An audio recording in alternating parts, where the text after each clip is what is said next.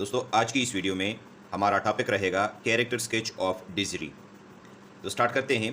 डिज़री is the main character in the story Desiree's baby by Kate Chopin. Desiree Kate Chopin की एक short story है Desiree's baby. उसमें एक main character है। She is a young and beautiful woman.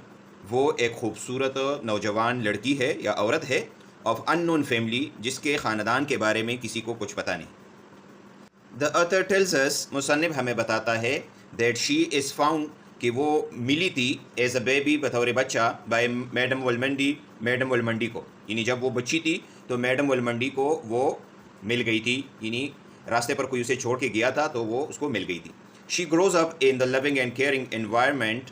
वो बड़ी हो गई मोहब्बत और ख्याल रखने वाले माहौल में ऑफ वलमंडीज फैमिली, वलमंडी के ख़ानदान में। She is describe as an attractive woman. उसको एक दिलकश औरत के तौर पर पेश किया गया है विथ फेयर कम्प्लेक्शन, जिसकी रंगत गोरी है। She falls in love with Armand Aubigny. वो आमंड अबिगनी की मोहब्बत में गिरफ्तार हो जाती है, अ विल्दी मैन, जो कि एक अमीर आदमी है। डिज़री मैरीज आमंड। डिज़री आमंड से शादी कर लेती है and becomes the mistress of his grand estate, और उसके शानदार महल की मालकन बन जाती है। She is gentle, kind hearted, loving and obedient वमन।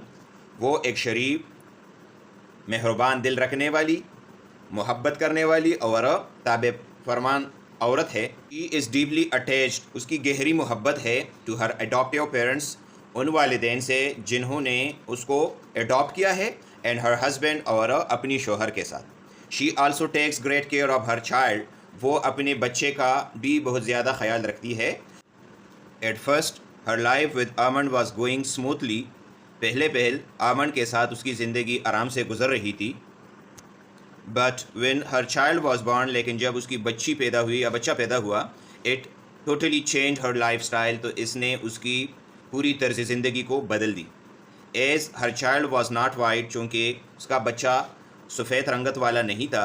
There four she was accuse of having mixed heritage. इसी वजह से उस पर मिक्स स्किन वाली लोगों का इल्ज़ाम लगाया गया। Her husband treats her very cruelly. उसका शोहर उसके साथ बहुत सख्ती या जुल्म का सलूक करता है।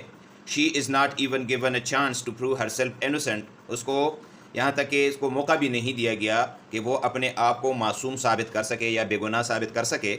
She tries herself to keep their relations normal. वो कोशिश करती है कि वो अपने ताल्लुकात को नॉर्मल रखे, बट ऑल इन वैन, लेकिन उसमें वो नाकाम रहती है। She is force to leave the house. उसको मजबूर किया जाता है घर छोड़ने पर।